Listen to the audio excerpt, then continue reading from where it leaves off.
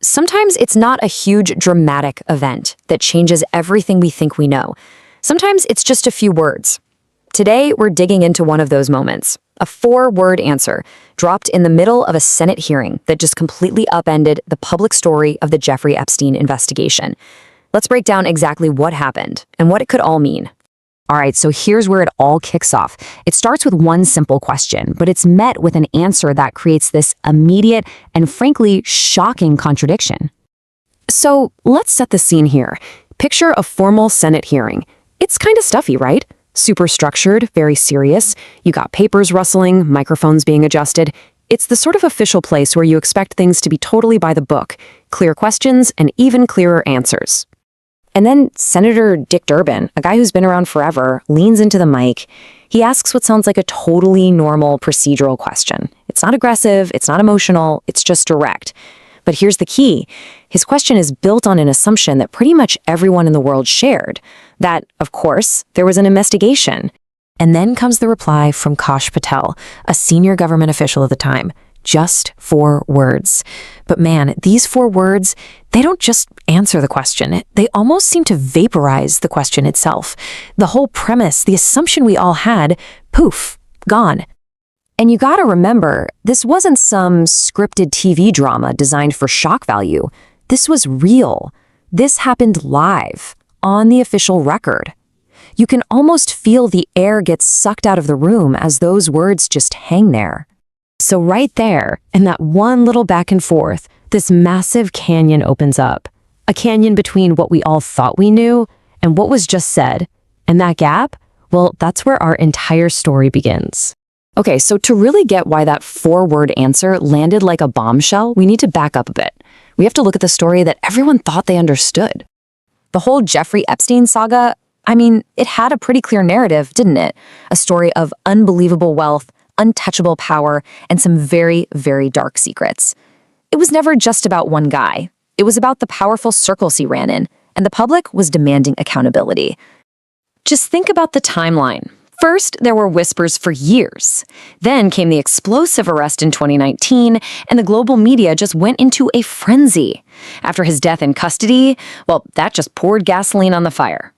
The public demand for a full accounting went through the roof, and the investigation was seen as the only path to get there.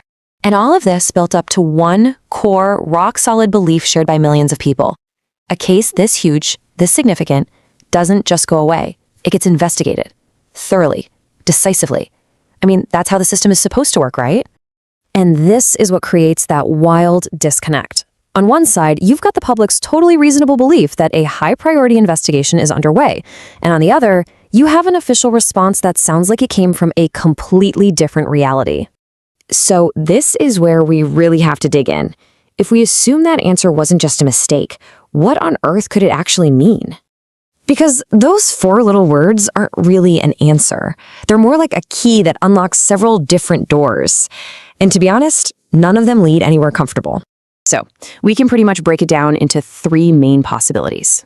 Was it a calculated political move to just sidestep the question? Was it a reflection of a totally broken, messy bureaucracy? Or was it pointing to something far more troubling? A simple, genuine lack of action. All right, let's take the first one, political deflection. Look, in high-stakes politics, language is a tool. This response could have been a very strategic way to control the narrative, to reveal nothing by simply questioning the premise of the question itself. It's a classic maneuver. You don't answer the question you're asked, you just dismantle the foundation it's sitting on. Now, the second possibility is that the answer was literally true. Maybe there wasn't one single unified Epstein investigation. Instead, maybe there were a bunch of smaller, siloed efforts happening across different agencies, none of them really talking to each other. In that scenario, the issue isn't secrecy, it's a bureaucratic maze so complicated that nobody has the full map. And then you have the third and maybe most disquieting option, absence. The idea that the comprehensive deep dive investigation the public expected simply wasn't a priority. That despite all the public outrage, the full-scale coordinated effort we all just assumed was happening really wasn't there. And this really gets to the heart of it all, doesn't it? In any investigation, what isn't done can be just as significant as what is done. The choice not to follow a lead, not to ask a certain question, well, that has consequences all its own. So what happens next? The impact of a moment like this goes way beyond that hearing room. It creates a powerful aftershock of doubt. Yeah, when official statements create more confusion than clarity, the effects spread out like ripples in a pond. It stops being about the facts of this one case, and it starts being about public trust in the entire system. And you see this progression all the time. It starts with public certainty. Of course they're investigating, which then gets shattered by a moment of confusion.